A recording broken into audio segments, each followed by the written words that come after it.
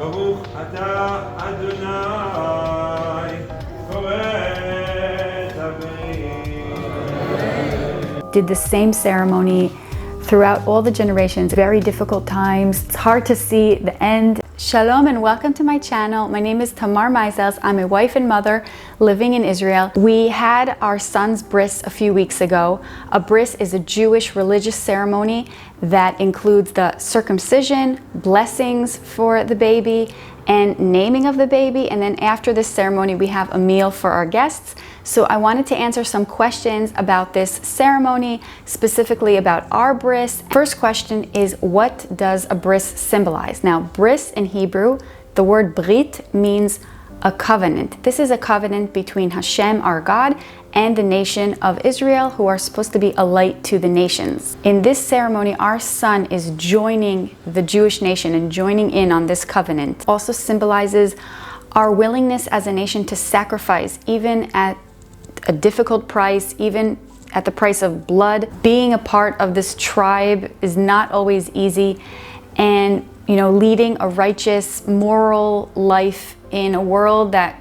can be immoral and full of lies is not an easy task. We are willing to take part in this role even when it's not easy. So who is obligated to do a bris mila? So the mitzvah, the commandment, is actually of the father. The father has to perform this on his son.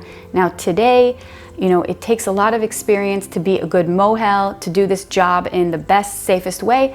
So the father appoints the mohel, the professional mohel, as his messenger to perform his mitzvah. Does it define you as a Jew? Meaning, if you don't do the bris, are you not a Jew?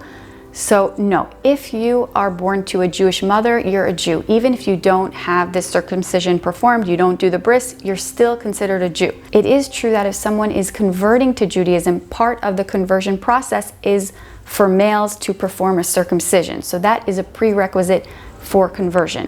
When is it performed? So it's done on the 8th day of the baby's birth. So in Hebrew, the day actually starts at night, which means that because our son was born on Tuesday night, it was already actually Wednesday. And so the 8th day is Wednesday. So our bris was on Wednesday. A bris is performed on the 8th day, even if the 8th day is Shabbos or holiday. If the baby has some medical issue, small or jaundice, we then postpone it from the 8th day. And once we postpone it and it's not done on the 8th day, there's more flexibility. You can, reschedule it at a time that is more convenient for you. In that case, you wouldn't schedule it for Shabbos or holiday. Should it be scheduled for the morning or the afternoon?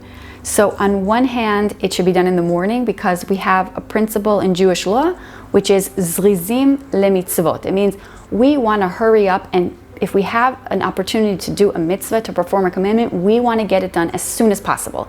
So this means we want to do it first thing in the morning.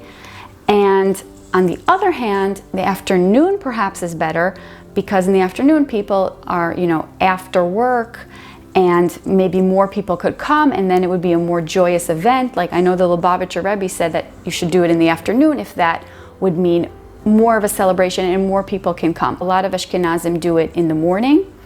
So we decided to do it first thing in the morning. We knew that no matter what we would do, it wouldn't be super convenient for people. A bris is never convenient. It's always, you have to take off work, but for a simcha and for a celebration, it's always nice to celebrate. A lot of people ask, does it hurt the baby? And was I worried about the bris? Even at the bris itself, a lot of people said, it's gonna be okay, and they were trying to calm me down. Does it hurt the baby? So I think that it hurts a little bit. Our mohel told us to give the baby some Tylenol before the bris, and then after the bris, if we see that the baby's a little bit in pain, to give more medicine. And he did such a good job. It's our cousin. His name is Ben Ishai, and he's a great mohel. He does brises all around the world, and my mother even said that he's probably the best mohel that she's ever seen. And I didn't even notice the baby be in any pain at all. I didn't even give Tylenol again after the bris because he wasn't whining or anything. He was really, really great. So that was super lucky. And I also wasn't worried during the process. I knew that he was a good mohel. I knew that the baby was going to be okay. I was more excited, and especially during the bris, with all the singing and seeing my parents there, and my husband's grandma was there, and thinking about, our son joining the Jewish people. And this is something that we've been doing for thousands of years, and we fought so hard over the years to do circumcision. It wasn't always an option. A lot of times we had to do it undercover. And just the fact that, this Jewish nation still exists thousands of years later, and thinking about my forefathers who were part of the Jewish nation and did the same ceremony throughout all the generations, it was really, really exciting for me. So that's what I thought about mostly. A lot of roles and positions that you can give family members to honor them. There's the person who passes the baby over to the sandek. The sandek is actually the most honorable. He's the one who holds the baby during the circumcision, and that's usually an honor that you give one of the grandparents. So we gave it to my husband's father. So that was really special. We let our kids know the name, and they were the ones that told the mohel the name.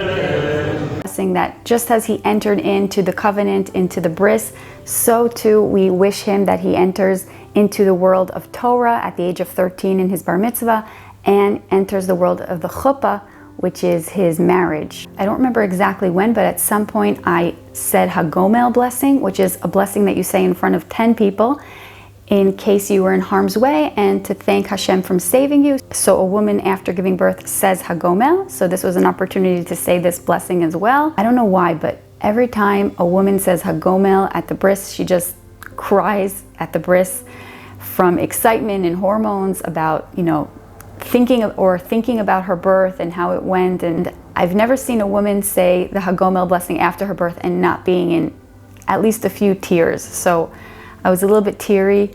Then after this ceremony and after the baby got his name, you have a meal where your guests are invited to have a meal. I don't know if this is true, but someone said that Sephardi custom is to have more meat, especially if you're doing the bris in the afternoon. For me, a bris is lox and bagels, and we also had it in the morning, so it was very fitting. We ordered it from the Muffin Boutique, which is a place in Jerusalem, and they have great muffins, great Canadian bagels, and they're also our friends, so we ordered from them and it was delicious. Everyone loved the food. My mother made lox and my in-laws made fruit platters. As people are eating or after they eat, that's generally when you explain the name, why you named him this. Our baby's name is Amiad Aharon. Amiad in Hebrew means, I don't know why I'm getting teary again. Amiad in Hebrew means Ami Ad, my nation, forever. Because he was born during the war and in really, really difficult times, what gives us hope in this time of war and difficult times is knowing that our nation is forever. And even if we're going through very difficult times and it's hard to see the end and it's hard to see how things will turn out for the better, just knowing that our nation is eternal.